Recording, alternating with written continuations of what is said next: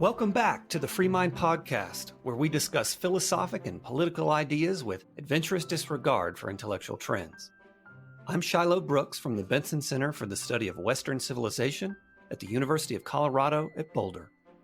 I'm joined today by Wayne Ambler, Associate Professor Emeritus at the University of Colorado and former Dean and Director of the Rome Program at the University of Dallas's Rome campus. Wayne's had a unique academic career in which he spent over 20 years teaching, traveling, and conducting research on Rome.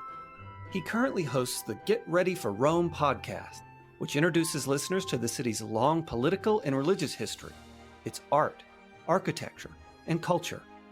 Our conversation today explores the enduring importance of Rome for Western civilization. We discuss the historical development of the city, its influence on Western liberalism and the American founding, the lessons it can teach today's students, and its place in the broader history of political philosophy. Wayne Ambler, welcome to the Free Mind Podcast. Well, thanks for the welcome. I'm fired up to be here. I look forward to the conversation. Yeah, so you've had a really interesting academic career, as academic careers go, if I don't say so myself. And what I mean by this is you got to spend 10 years in Rome, living in Rome. And in fact, whenever you left Rome, then you came to CU for a bit, and then you got to go back to Rome for 10 years with students from CU. So talk to us a little bit about how you became interested in Rome, both, I would say, intellectually, spiritually, and why you've decided to start a new podcast, Ready for Rome, to prepare people to visit Rome. Yeah, well, going back to the beginning of your question, I guess it's sort of a proof that at least some very strange roads lead to Rome, if all roads don't. I was teaching at a small Catholic college in Texas, and all of a sudden I had the opportunity to go. I'd never been out of the country. My family was young. We thought it might be a one chance to get our kids over there. So we took off and headed to Rome, and much to my surprise, I just fell in love with it. Perhaps not always for the best reasons. I just liked living there in part. But gradually, this chance opportunity became a matter of choice for me, so that I started to do everything I could to make myself useful so I could stay in Rome. And as you said, I managed to stay for 10 years, essentially raised my family over there. Apart from the superficial reasons for enjoying Rome, which had to do, well, they weren't all superficial. They had to do somewhat with friendship, working closely with faculty members that I liked, living together with students on campus and things of this sort. But for more general reasons to enjoy Rome, I found to my surprise that seeing things actually added to the books that I had studied. I think this is probably a sign of some human weakness, and there would be many people who would find it sufficient to read about Rome. But for me, my first visit to the Galleria Borghese was my first experience with really beautiful art that was moving. And I just can't describe the texture of the marble of Bernini's Pluto and Persephone or other such statue. You just have to see it. I got a better sense of the long duration of the Middle Ages. I went to see St. Peter's the first time and didn't even realize it when I got there, but that was the second St. Peter's. Been around since the Renaissance, but there was a previous one that had been there for 1,200 years. That was staggering. So they're just these little experiences that made me a little bit more alive to things I should have known from the books that I had read, but the experience mattered. More fundamental.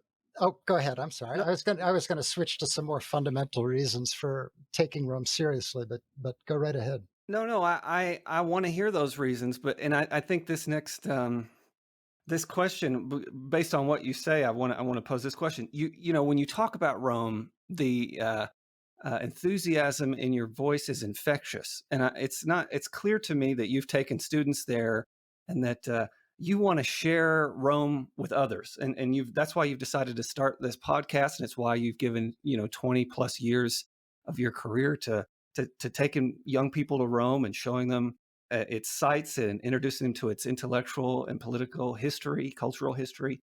So I just want to ask, given it's clearly an audible passion for Rome, why would you tell a person who doesn't know much about Rome, never been to Rome, hasn't studied it much, perhaps your typical 19, 20-year-old, Why should they be interested in Rome? Yeah, well, I wouldn't exclude some of the reasons that I've given, that like me, some 19-year-olds actually can find their studies from books supplemented by experience. I hate to hear somebody say, I can't learn from books, I need experiential learning. It seems like a complete abdication of what we have to do to get educated. But I still think that actually being in a place, and being in a place like Rome, can supplement the studies that we do. So that's a very general response, but that's part of it. To see how the West changed over time, for example, is something that is conveyed very powerfully in Rome. You go to the Roman Senate House, for example, and you're expecting to think just about ancient Roman politics and Cicero, and then you find out that it became a church for 1,000 years. And now what is it? It's a tourist site. So you see these three major different uses, you could say, of the same building. But a more fundamental answer to your question, I think, would be from the point of view of politics, certainly. Rome represents a reservoir of case studies like no other place that I can think of. In its long history, it gives us all sorts of political and social problems that we can study, social and political problems experienced by a sophisticated society on the grand scale.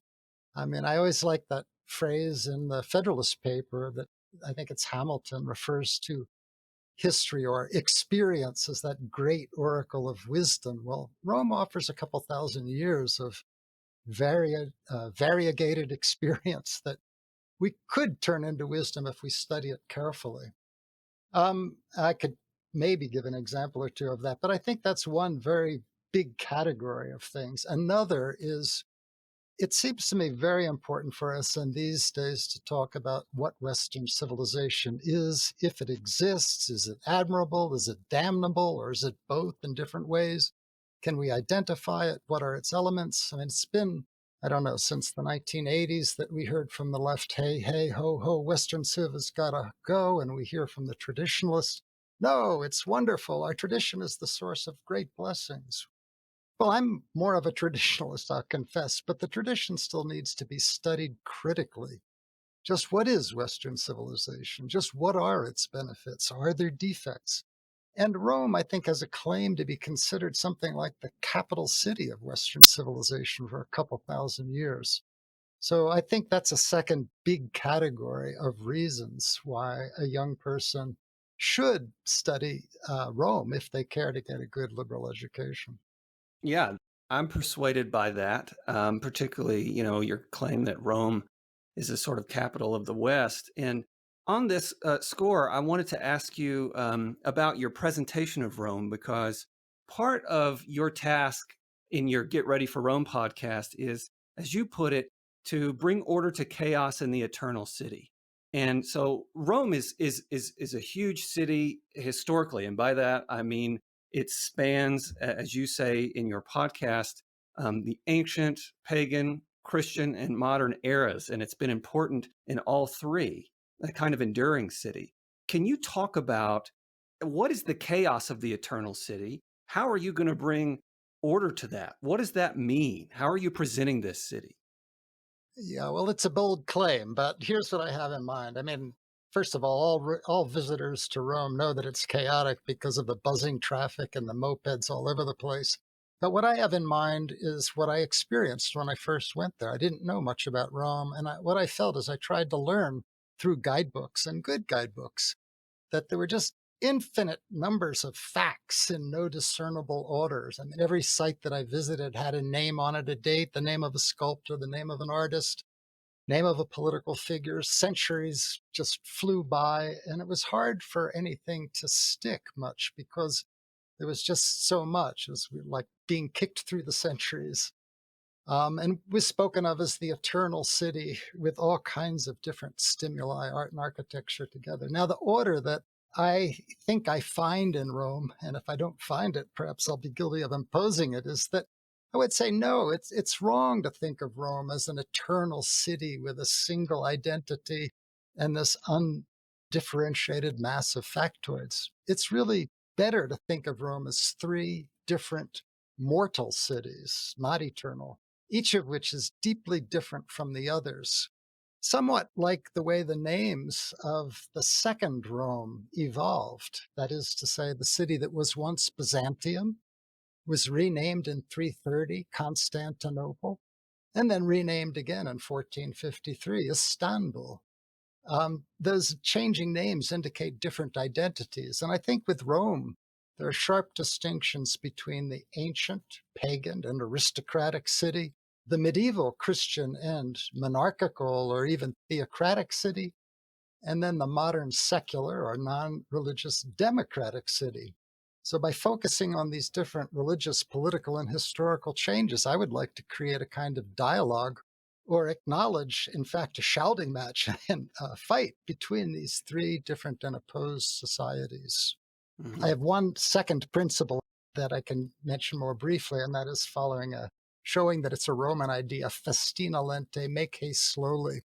So I try to introduce complexity gradually and don't start with 20 centuries, but I really focus on two toward the beginning, the fourth and the 19th, because these are great centuries of cultural transformation in Rome when it goes from pagan to Christian, and when it goes, in my view at least, from Christian to secular. And I don't give 1,000 details, but I give three Romes. Now, I have to change this because ultimately I need to bring the complexity in. But in the beginning, make haste slowly is my principle. Yeah, yeah, that seems prudent. I want to talk a little bit gradually. This is a huge question, but about the enduring importance of Rome to the West, and to dovetail into this question, or at least to back into it slowly. We just talked about how your goal is to bring order to chaos in the eternal city, and what precisely that means. Well, you start out on your podcast. One of the very first episodes is on a statue of Giordano Bruno. And I'm interested to hear why you start there, and to talk to, if you could talk to our listeners a bit about that. Of course, this is called the Free Mind Podcast for a reason, a certain devotion to, as our tagline is, the pursuit of truth wherever it may lead, adventurous disregard for intellectual trends, these sorts of things. Bruno seems to me, in a certain sense, to embody that, and you choose to start there. And so, can you talk to us a bit about who he was, and why you start there, and the importance of that statue, both in terms of its importance to the city and intellectually its significance? Sure, I'd love to try. It's a wonderful statue, and I enjoyed studying it. I would say the ideas that you attribute to Bruno, they deserve to be attributed especially to those who erected the Bruno statue, and how they use Bruno's career for their modern ideas. But let me start more at the beginning. Bruno was a kind of Galileo type character 30 years before Galileo. He was a kind of scientist, one who wanted to discover the truth of astronomy for himself. I think his ideas were sometimes a bit mystical, but still, instead of basing all of his thoughts on the revelation that was handed down, he was actually trying to think for himself and figuring things out. He realized that he might have a difficulty with the Roman Catholic Church, so he spent his time more or less like an old Greek sophist wandering over Europe and picking up teaching jobs as far away as Oxford and Prague and eventually in Venice. Anyway, he was eventually brought to the attention of the Roman Catholic authorities and tried by the Inquisition for 9 years and then executed rather brutally in a central square in Rome for heresy. So that was in 1600. And of course, the church was then ruling Rome. That was essentially the source of political authority, was the Roman Catholic Church. And the church thought it was doing its job in punishing heresy and in executing Bruno. Almost 300 years later, the church was kicked out of political power in Rome when the troops of the New Italy broke through the ancient walls of Rome and took political power from the papacy and established Italian government in Rome. And soon thereafter, a statue was erected remembering Bruno as a victim of the Roman Catholic Church. So the statue is a kind of radical, in your face manifestation of a fundamental change in world worldview. It takes a man who was punished by the Roman Catholic Church and turns him into a hero. So he was rehabilitated 300 years after his death. His statue faces the Vatican, seems to glare, and is located where he was killed. And to its proponents, Bruno represents a new age of free thought. That's what it says on the front of the statue. The age that he prophesied is now here, where he burned at the stake. And the inaugural address for the statue claimed that this moment, namely the erecting this statue, is more painful to the papacy. It claimed this proudly, that this is a more painful moment to the papacy than the 20th of September was, when the troops took political power. Because now the papacy, in the views of the proponents of the statue, was losing not only political power, but it was actually witnessing a complete transformation in a way human beings would go about figuring out the truth of things. It would inaugurate, as Bovio put it, the speaker at the event, the religion of thought, and it would honor, quote, the goddess reason, as opposed to that of faith. So I can't think of a statue in Rome, and at least maybe anywhere, that signals such a radical transformation or claims such a radical transformation in the fundamental basis of how we should live and how we should act. It does raise the question of whether the new age has really arrived, whether it's even possible, and whether it will bring only blessings. But that is the claim of the statue, I think. I'm just curious, why did you choose to start there? Because I thought it was my way of trying to bring order to chaos in the eternal city is by trying to show it's not an eternal city and that it's divided against itself. And I think the Bruno statue represents more clearly than anything else I can think of a fundamental evidence of a fundamental transformation of human thought and the way we see the world. Mm-hmm. And the statue embodies that transformation. And this really gets at the question of the enduring importance of Rome to the West. I mean, you mentioned earlier that there's this kind of split, between traditionalists and non-traditionalists on the question of the importance of Rome, Rome's legacy. I understand that it's not out of bounds today, certainly for classicists and historians, to be very, very critical of Rome and to, in fact, begin their studies with criticisms of Rome. And, we know that Rome was an empire. We know that they practiced slavery. We know that it wasn't a particularly friendly place to women, these sorts of things.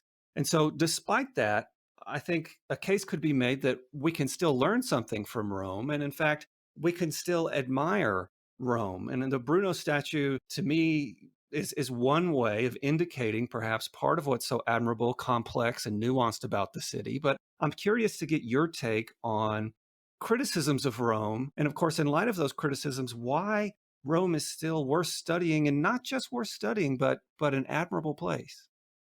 Yeah, a wonderful and difficult question. I think it is true to start with that some works on Rome, I'm thinking of Mary Beard's book, SPQR, for example, and the way she explains it in an article in the Guardian, do put up front kind of notice that they're not completely impressed by ancient Rome and that they have serious disagreements with certain of her principles.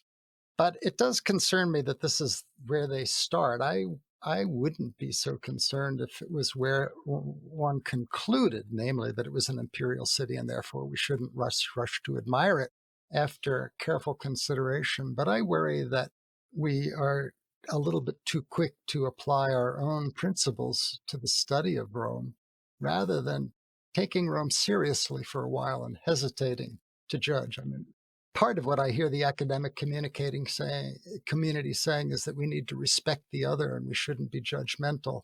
But the attacks on ancient and also Christian Rome come very thick and fast up in the beginning. So I guess my questions are, what are the standards that we should use for judging a past society? And how should our circumstances affect those judgments? And I'm not sure that often, or that sometimes at least, these questions are taken with full seriousness. Circumstances, for example, are very, very different. with slavery, it's the easiest thing in the world for me to condemn it. I've got a refrigerator, a car, running water, hot water, access to supermarkets, and no one I know has ever practiced or defended slavery. My whole world has been lived in opposition to it. So for me, I can condemn it without any cost and even with a sense of righteousness. But in ancient Rome, every society had slaves. No society had labor-saving technology. And so our society is certainly better than Roman society because of our opportunities. But I don't know that this means that we should judge ancient Roman society without considering their circumstances, or that we should feel so superior as individuals. I guess I would add that, we also export some of the nasty tasks that we rely on to poor workers in Bangladesh or Colombia or something. They're not slaves, but it's not as though everything that we have is produced by happy workers. So point one, I just think that the judgment of Rome, I'm not necessarily opposing criticism. I'm not opposing criticism. They deserve it for certain reasons. I mean, for one, I think one place where they really deserve it is with regard to the games, the so-called games they put on the Colosseum that were absolutely brutal. But I'd love to see a little bit more patience taking their circumstances into account before these judgments are made. Yeah. I would say the same thing with regard to imperialism real quickly. I mean, if their lives weren't threatened, then of course it's easy to, if your life isn't threatened, there's no need to accumulate an empire. But Rome's first couple of centuries were brutal, and she had to fight for her survival against countries or political bodies that were more established and stronger than she was. So it's not entirely surprising that she came to develop a rather tough foreign policy. The Battle of Cannae, she lost 60,000 soldiers in a single day. That's almost as many as the United States lost in 10 years of the Vietnam War. And this was a much smaller population base. So the standards for success and failure, the price of success and failure was, very different from what we're accustomed to. I think this should have some effect on how we look at ancient Rome. Yeah, I appreciate that. The complexity and nuance with which you're willing to examine the question, state the question, and the various ways you're willing to pose the question. I want to keep pursuing this line of inquiry on the enduring importance of Rome to the West. And this is not something you've discussed in your podcast, but I'd like to talk for a minute about Rome's influence on, and perhaps we should be specific here, as you encourage us to in your podcast, ancient Rome. A lot of people, when they refer to Rome, they mean ancient Rome, and we should certainly be specific whether we mean ancient Christian or modern. I'm talking about ancient here. Could you say something about the influence of ancient Rome on America, and particularly the American founding? It's no secret that the writers of the Federalist Papers signed those papers with the name Publius. Many of the Anti-Federalists adopted Roman names, Brutus, etc. Of course, our architecture in Washington heavily draws on Roman architecture. So just for folks who are looking around them, especially young people, I suspect you've had to bridge this gap before, and who look around their society and say, well, Rome is interesting, but modern America, or America in general, I just don't see anything Roman here. Well, in fact, there's a sense in which Rome has been present in America from its conception, from its founding, certainly intellectually and even architecturally. So what is the enduring importance of Rome for the United States, and how did Rome affect the founders in the American founding? Yeah, another excellent and big question, which I won't be able to answer fully, but here are a couple of thoughts. For one thing, I would go back and reiterate the point I made about one wonderful reason for studying Rome is because it offers a reservoir, a great body of political experience from which one can learn a lot. And I'd say in the Federalist Papers, it's striking that there are a number of references to ancient Rome, but they're not all flattering. And the founding doesn't embrace the exact conclusions of ancient Rome on every case. What they do is they see that the experience of Rome deserves to be studied and analyzed carefully, and then they draw conclusions that are sometimes favorable or sometimes in agreement and sometimes not. So, for example, should we have one president or should we have two? Two has the advantage that they can check each other. And that's what the Romans did. They had two consuls, so their executive power was plural rather than unitary. The founding fathers considered that idea. They saw its merits, but eventually they rejected it and decided that, in fact, it's better to have a unitary executive. That seems to me fine and wonderful because there's just so much you can learn from that long Roman experience. I think more generally that one of the things that did influence the founding is the fact that Rome was a republic for 500 years. So even not quite, but close. So even my term ancient Rome is too broad. That needs to be broken down into, as I would do it at least, an ancient monarchy, an ancient republic, and an ancient empire. And Republican government, and it hurts me to say this, but Republican government is very difficult, and many republics are short-lived. And the same is equally, or perhaps even more true of democracies.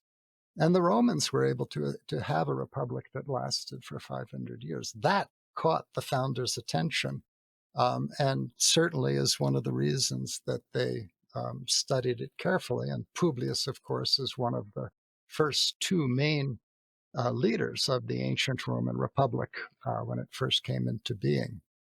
So, and I think the enthusiasm for ancient Roman architecture, it's just amazing, frankly. I hadn't noticed it until after I started studying Rome and then visited the Washington Mall. And I mean, it's just one structure after another that is almost like a carbon copy of something from ancient Rome. The obelisk of the Washington Monument, the rotunda for the Jefferson Memorial, the stately temple dedicated to Lincoln, the Capitol. It's quite remarkable. But then also banks. If you ever go to the financial district in Chicago, probably in other cities as well, but at the turn of the beginning of the 20th century, to see if a building wants to show solidity and durability, there's nothing like Roman architecture to give that kind of suggestion. Right. Yeah. Yeah. That seems that seems true to me. Certainly for anybody who visits Washington, it's quite obvious, as you say. I think this question about the enduring importance of Rome, the influence of Rome on modern institutions, is an important one. And as you're talking, I'm thinking about I'm hearkening back to my days in graduate school, and you and I in fact went to the same graduate school, and I had a teacher there who would visit often from France, and his name was Pierre Menot. And I know that you're familiar with his work because we're both political theorists, you and me. And I wanted to ask you, one of the things that was so fascinating to me about the class I took with Manon, it was called Rome from City to Empire. And it was a kind of experiment or a laboratory for a book that he would eventually go on to write. And Manon made the claim, as I recall, and it's been many years, but as I recall, that the locus of modern politics can be traced back to Rome because Rome underwent a transformation from city to empire. And Manon is a thinker very interested in the question of political form and how political form has changed over time, and how the politics of a city are different from the politics of an empire. And how amazingly in Rome, a city becomes an empire. And the story of that transformation, in Manon's view, is in a certain sense the story of the transformation from ancient political thought to modern political thought. And I'm interested to hear you reflect on that question some, whether you agree with Manon on this score, and how where Rome fits in with respect to the question of the study of political theory, because there's another competing view, which was really popular among some of my other professors in graduate school, was that, well, most of modern political thought can be traced back to a famous Italian, sure, but not the Romans. That famous Italian is Niccolo Machiavelli. And that's really where modern politics and political thought begins. And I remember Manon saying, no, Cicero is in fact the genesis of modern political thought, and Rome itself is the genesis insofar as the political form of the empire really takes shape, and of course reflection on the nature of empire takes shape in Rome. What's your view of the significance of Rome for political theory and modern political form? Yeah, a difficult question, especially since I haven't read Manon recently, but I did read his book, The Metamorphosis of the City, which is the book I suppose he was working on when you took that graduate seminar.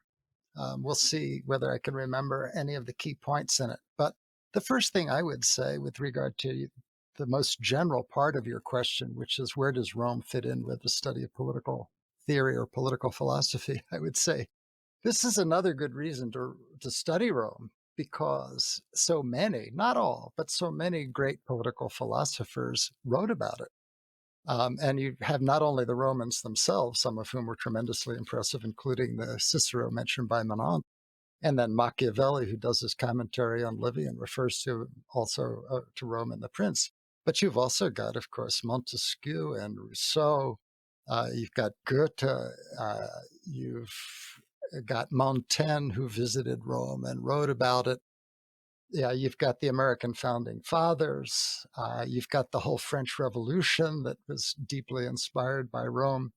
So I think if you want to sort through the literature of modern political philosophy, in fact, it helps to have studied Rome a little bit to begin with.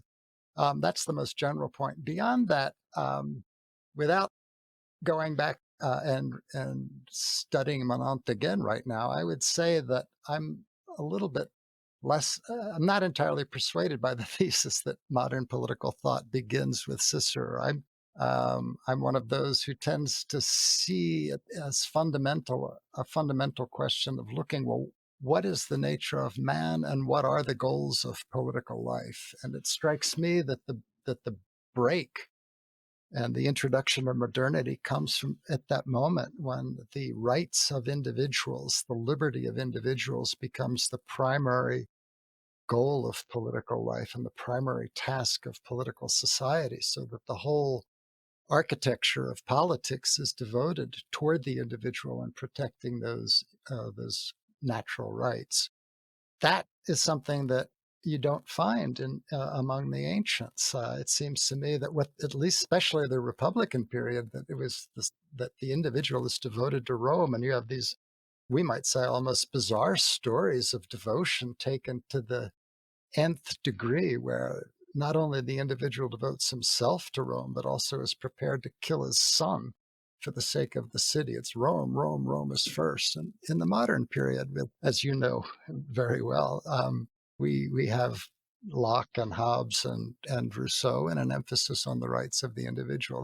That seems to me more striking, more massive than the question of empire. I also don't know that the question of empire has been picked up and as something that should be imitated so that it's followed by all modern societies. Whereas I do think something that links the modern West, France, Great Britain, Italy, the United States, is the devotion to individual rights, the principles as they're stated in the Declaration of Independence. That would be the start of my answer anyway. Sure, sure. But don't you see, I guess to kind of deepen, I think, some of the things Manon is looking at, you mentioned the American founding and the emphasis that the founders placed on the importance of Rome. You talked about the two consuls and these sorts of things. And I assume that it's not by chance that the anti-federalist, one of the more famous anti-federalists, is called Brutus. That the question of empire, national government, over and against the question of state and local government, the city versus the empire, the federated, the federal government versus the local government or the state government. Rome is pregnant with political lessons about what happens when government goes grand.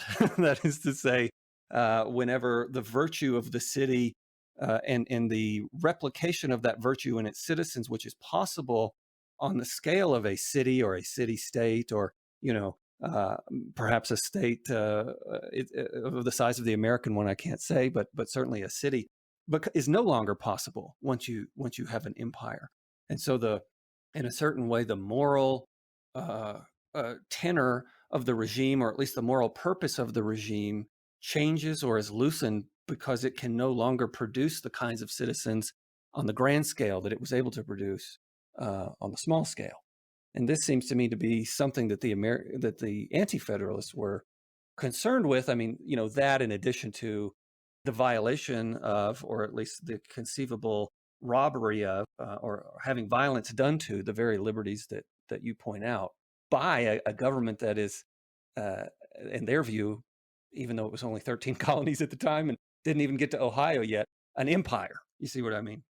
Yeah, I do see what you mean, and I think it's a very good point. I still don't know that I would see it as the fundamental distinction between ancient and modern.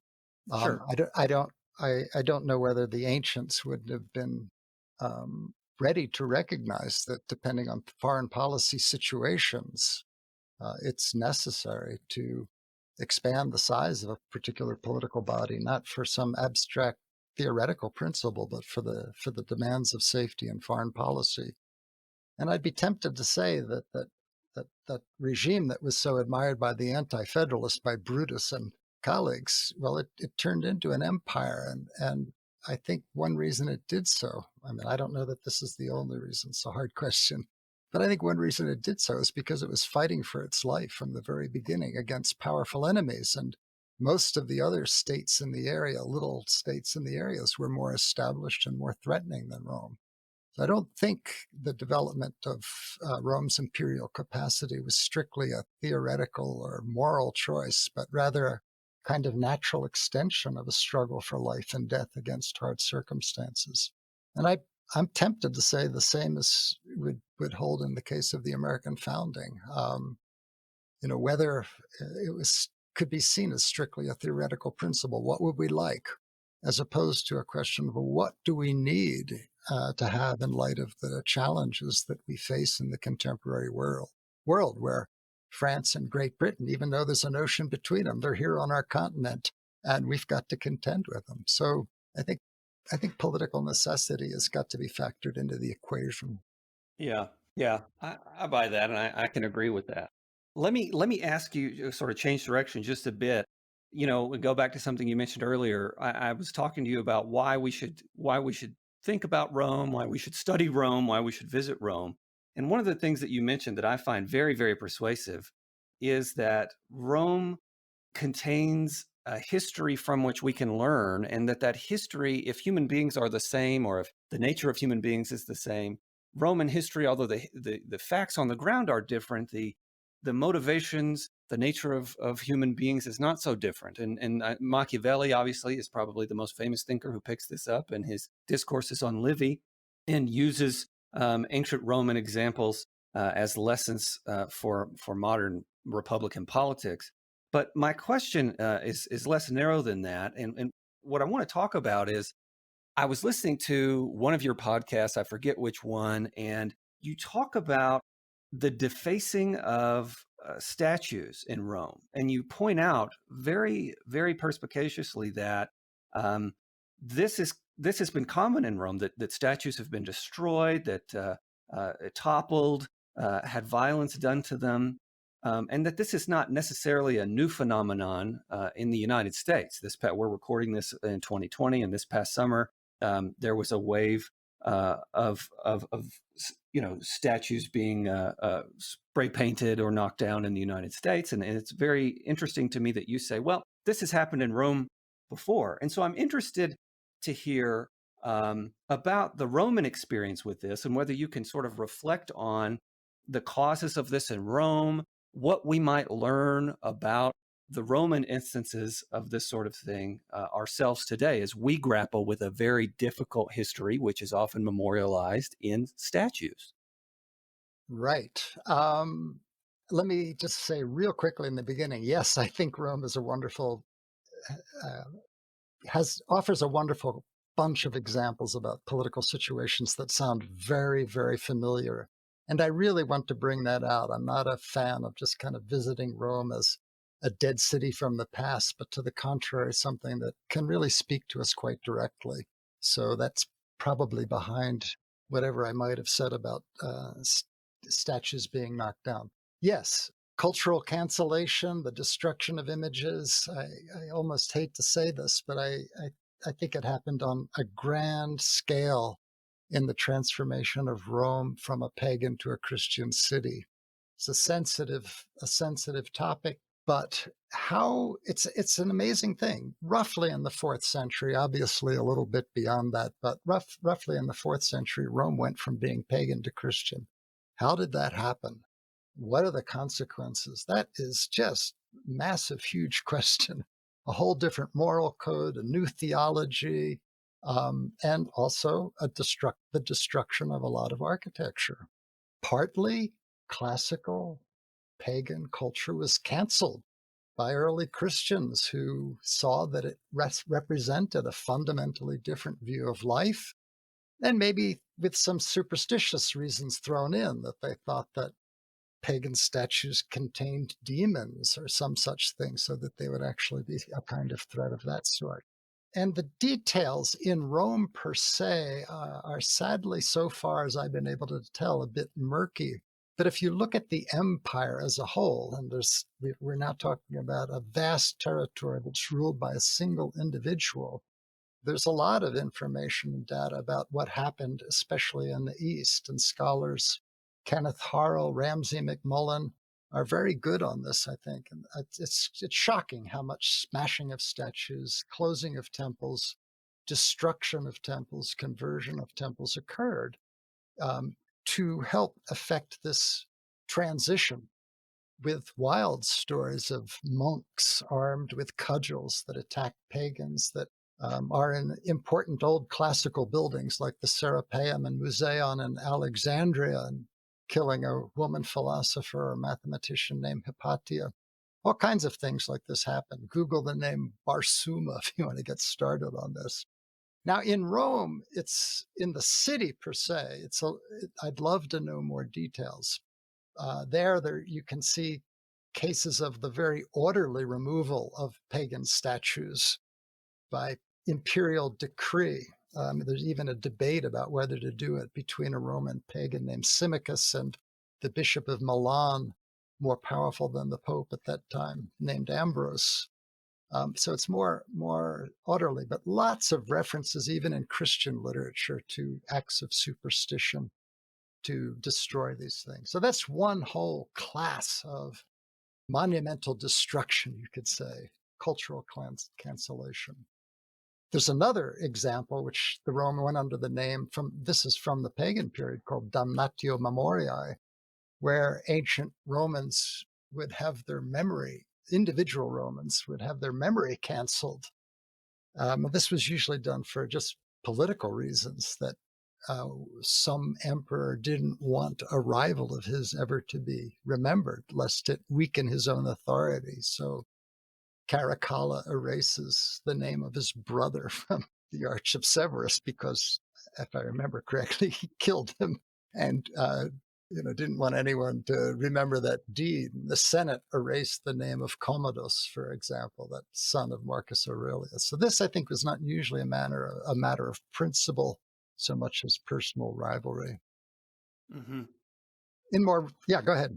Well, what would you say? I mean, so you see these, you've given us some great examples of this. And if you were taking students or friends to Rome and you making this point to them there and showing them that, look, this is not so unique, what's happening in the United States. This happened in Rome for various political, cultural reasons.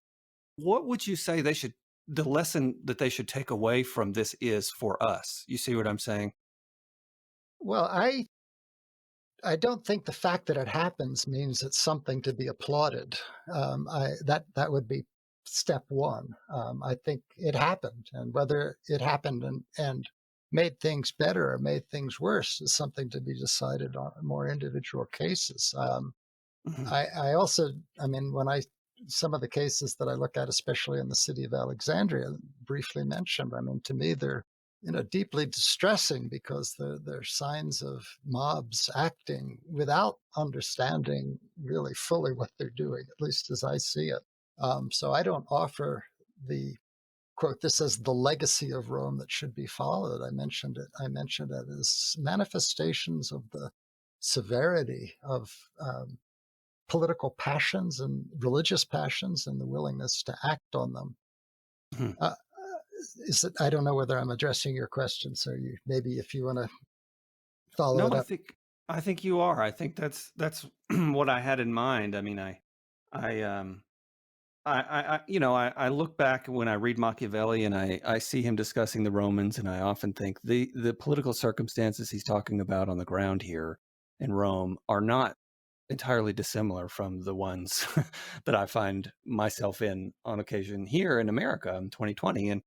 And so I think that comparison of the ancient to the modern, and the question of what can be extracted from it in terms of learning, especially for young people who might have a kind of certain kind of ahistorical or unhistorical perspective, is useful. One thing I want to address, just a couple more, Could I is could I oh just yeah, I'd like to add one more point to oh the sure. fiber discussion. I mean, this is an impression that deserves to be tested by people that follow the news with more care than I suppose. But it seems to me that a couple of years ago there was just tremendous outrage at what ISIS did to ancient Roman statues in Syria, Palmyra, Syria, and before that to what the Taliban did to statues, I think of Buddha, if I remember correctly, in Afghanistan. And it's funny how that outrage has disappeared. So there are also modern, more or less contemporary examples of the same thing that has happened. I realize that each case has to be looked at somewhat separately, but I do think the evidence of, well, you put it under this general name, iconoclasm, the smashing of images. It has a rich history in Rome. There are all kinds of case studies, case examples, and if we wanted to get to the bottom of it, I think we'd have a lot of material coming out of Rome. Yeah, so that's certainly true. On this, just one final question related to this.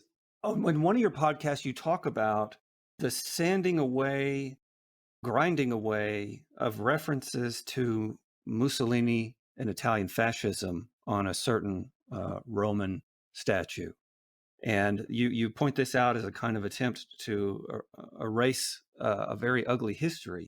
And we've talked a lot about ancient Rome, largely because that's sort of the intellectual wellspring of Roman history. But of course, there's Christian Rome, and then there's modern Rome and fascist Rome. Can you talk a little bit about how Mussolini, Roman fascism fits into the story of Rome? Yeah, it doesn't. And it's wonderful for that reason. Mussolini is one of the reasons at a later date I'm going to introduce a complication. I start with three Romes, but frankly, these 2,000 years plus of history are not that simple, and I'm going to multiply those Romes. So we have modern Rome beginning in 1870 when modern Italy takes Rome away from the papacy and introduces a new parliamentary form of government under a limited monarchy, etc. That's modern Rome, in my understanding. But then 50 years later, Mussolini comes along and seizes political power, and he does not embody those principles of modern Rome, but in fact represents a reaction against them. So I have to multiply my modern Romes from 1 to 2 at that point. Um, but he's a wonderful and important part of the story, I think, and important for us because it's a sign that modern liberal principles are not, under all circumstances, attractive and under some circumstances are vulnerable. So my project is to focus on the city of Rome, and I can't really take the time to offer a full analysis of Mussolini and his fascism, but they are important for me precisely to help us think more critically about whether our modern principles are fully right and fully durable and what weaknesses that they might have. I think Mussolini might help with that. My own focus on Mussolini is going to be on his architectural projects, the erasure of his architectural projects, the evidence of World War II in Rome, for which he bears great responsibility, and then the evidence of the German occupation of Rome in 1943 and 44 and the deportation of the Jews. So He's certainly important for my pods, but I can't offer a full analysis of fascism. Sure. Yeah, that's fair. And I certainly look forward to what you sketched out. It is interesting, by the way. If you walk around Rome, I've had the luxury of doing this, but walk around Rome, make observations. I remember seeing for the first time the letters EF and then a Roman numeral. I had no idea what they meant, so I just filed it away. One of the 10,000 things I didn't understand. And then eventually I learned, all right, oh, EF, that means the era fascista, the fascist era. And that Roman numeral, that is a reference to the date, the year of the fascist era. So the fascists started redoing the calendar in the year 1922 after the March on Rome. And so the era fascista with a Roman numeral 10, that would be 1932.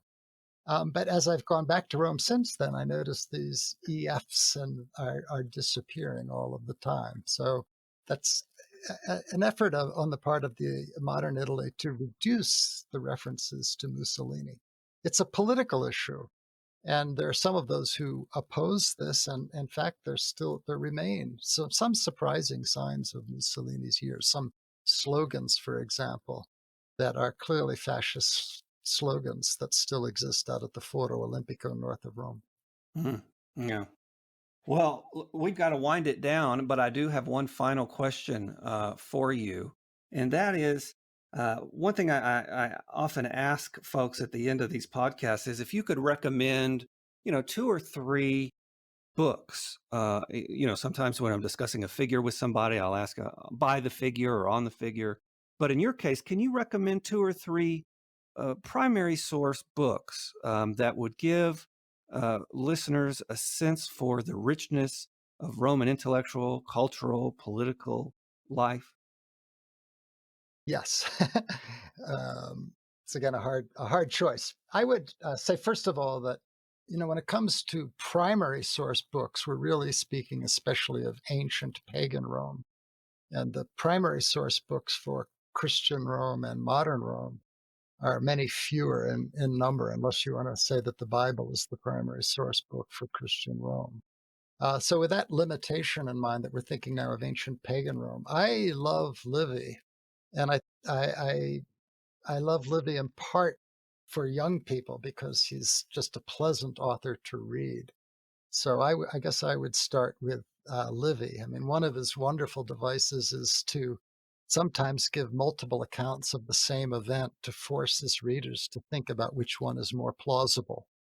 A simple example, the founder of Rome, Romulus, was assumed into heaven to join the gods, or alternatively, he was torn into small pieces by the senators. so, so I think Livy gives a great account of what happened. Well, stories about early Rome, and only about 25% of his work survives. He wrote a lot, but he's where I'd start. And then if you're going to do Livy, it would be naturally to turn next to Machiavelli's Discourses, because Machiavelli dedicated his longer work to the first 10 books of Livy. And to see how Machiavelli read Livy, I think, is a great instruction not only about Rome, but also in how to interpret, how to read a book, how to interpret a book. And then since you gave me the option of 2 or 3, I'd throw in Plutarch, putting him just slightly ahead of Shakespeare because he includes Shakespeare, the stories that Shakespeare relies on, but gives us so much more, including, for example, I think a wonderful account of when the Romans conquered the Greek city of Syracuse and discovered for the first time the beautiful art of the ancient Greeks and what an effect it had on them. They were, just sort of culturally backward warrior types, and then they come across this absolutely stunningly beautiful city.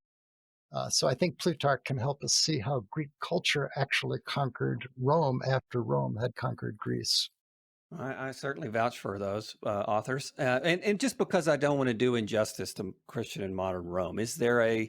I happen to be a big fan of primary sources. I want, I want people to have unfettered access to the history as the great writers presented it. But give us something on modern Rome and Christian Rome, just so we might. Well, you could say Gibbon, because Gibbon his focus is the decline and fall of the Roman Empire, but he considers what we call today the Byzantine Empire, he considers correctly, I think, to be the extension of the Roman Empire, and that becomes Christian in the 4th century and goes on for another 1,000 years. So that's 1,000 years of Christian political rule out of Byzantium. So Gibbon would be my mention if you want to see a good study in the cultural contrasts, to some extent legacy, but especially contrast between pagan and Christian. I'd go with Gibbon. For modern Rome, there's an English language historian named Dennis Mack Smith who's written, I don't know, probably 10 books on the transformation of papal Rome into modern Rome. I think they're very good. I certainly have relied on them myself. I don't know that they would qualify as primary sources, but that's what comes to mind. Well, thank you so much, Wayne Ambler. You can find out more about Wayne's podcast at getreadyforrome.com. You can also find it on your favorite podcast portal. Thanks so much, Wayne. My pleasure. It's been great talking to you, Shiloh. I appreciate it. The Free Mind Podcast is produced by the Benson Center for the Study of Western Civilization at the University of Colorado at Boulder. You can email us feedback at freemind@colorado.edu or visit us online at colorado.edu